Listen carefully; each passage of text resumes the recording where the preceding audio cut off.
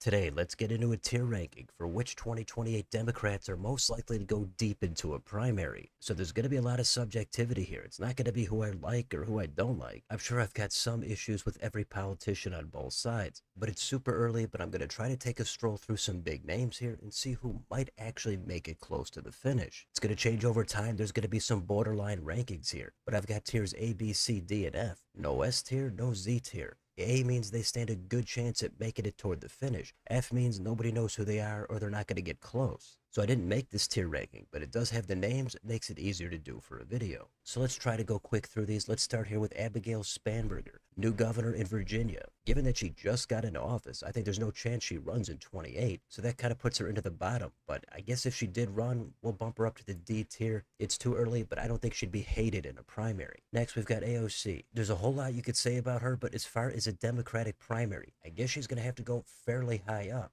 Primary voters probably looking for somebody progressive. They're going to be a fan. I don't think there's quite enough here for A. I'm going to throw her at B. How about Amy Klobuchar, U.S. Senator from Minnesota? I don't think the excitement is going to be here at all. I think she's going to go pretty low. In a crowded field, I don't think she's going to be able to make a name for herself. And she's got a couple of issues with some staff treatment.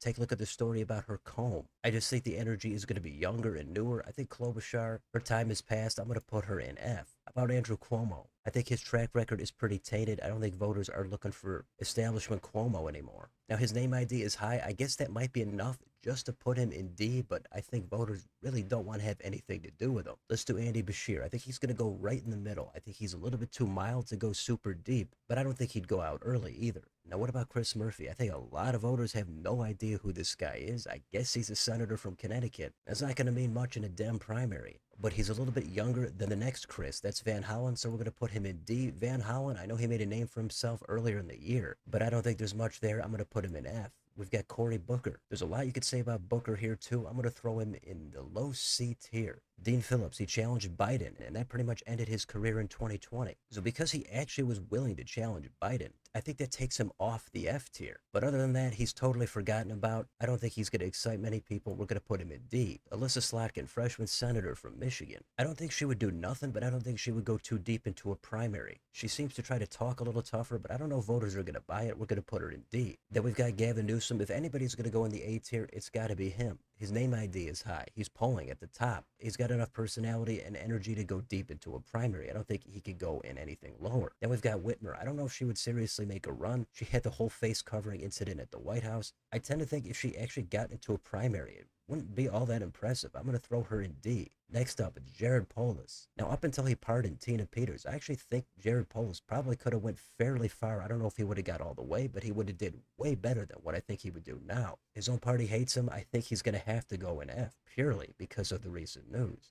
Next up, J.B. Pritzker, governor of Illinois. He's a little bit like the blue version of Chris Christie. He's got tons of money, tons of connections to the establishment. So he's got some vulnerabilities in a primary, but I tend to think he actually would do a little bit better than some of these others. We're going to put him in the low B tier. What about John Fetterman? Well, if he's even still a Democrat in 28, I think at this point he has absolutely no chance in a primary. His base pretty much hates him. He'd have a better chance on the Republican side. Next, we've got Jon Ossoff. He's from kind of an important state. I'm going to put him in the B tier. Next, Jon Stewart. This is kind of a wild card pick. I think before Trump ever ran, it was kind of the same thing. People know who he is. He'd make a splash, but would he actually get all the way toward the finish? It's possible. I'm going to throw him in the middle in C. Josh Green, governor of Hawaii. I hardly ever hear about him. I don't think most voters know who he is. He's going to go in F. And now we've got Josh number 2 out of 3. How about Gottheimer?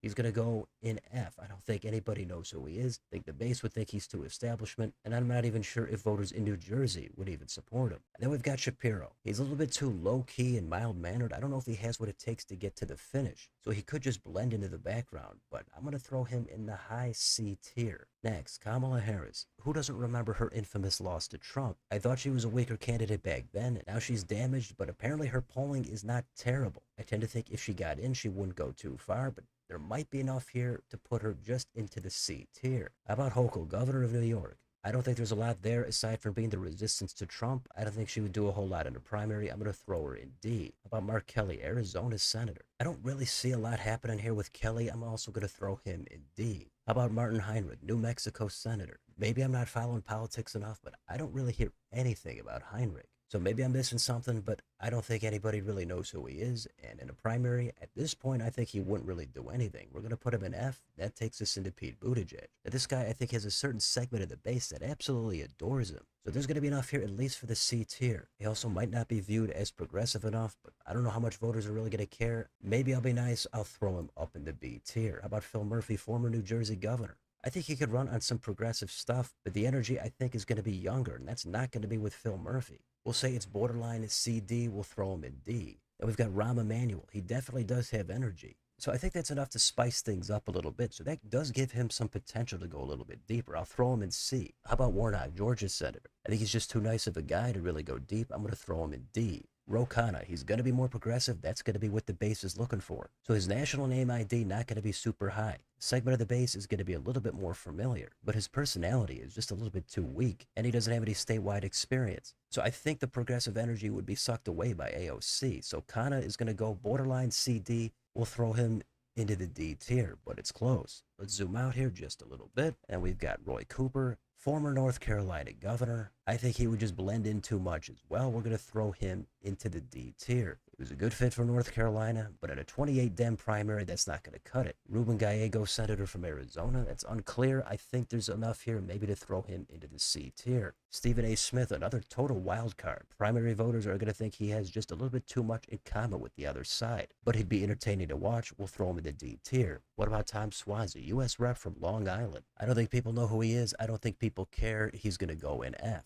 And finally, Wes Moore, governor of Maryland. I think he would do something, but not a ton. That's enough for right in the middle into the C tier. And that's what I've got for the tiers. Of course, there's a handful of these that are borderline. I could tweak them up or down one way or the other. It's really tough to try to do one of these rankings consistently. Some of these candidates I think would go deeper purely because of their views. Some of them I think because of their name ID. Others it's going to be their personality or their energy. So many things go into this. It's really tough to say, but this is what I've got for the tiers. But this is just what I think. Let me know what you think in the comments. Who do you think is likely to go deep into a Dem primary? It's not about who you like or you don't like. It's about who's going to go to the end. Let me know what you think down below on your way out. Don't forget to like, share, and subscribe. Join if you'd like to support the channel. Thanks for watching. I'll see you next time.